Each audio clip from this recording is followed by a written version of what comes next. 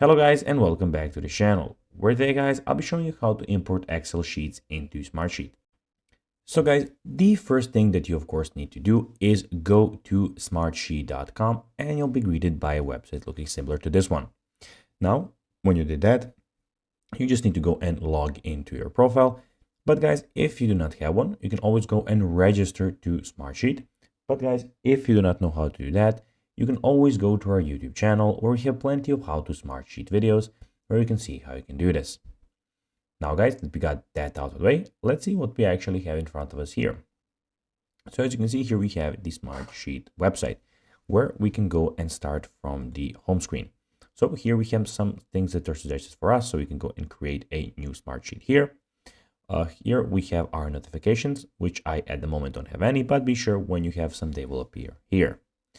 Here you have your folders, so you can browse here from your work apps, sheets, workspace, and deleted items. Here guys, you have the recently opened, and here you have your favorites.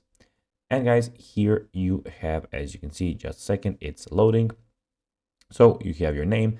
So just one thing guys, all the information that I am entering here is basically fake because for the sake of this video. So here you can search for work apps, share with you, recently updated.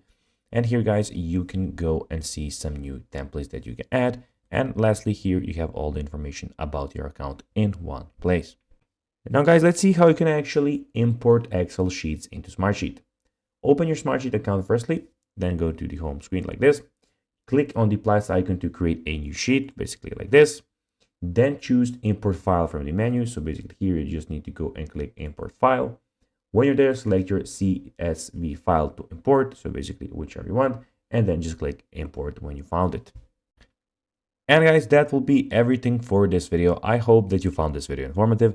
If you did guys, don't forget to like this video, share it, subscribe to the channel, put the notifications on. And guys, as always, I'll be seeing you in the next video. Bye guys.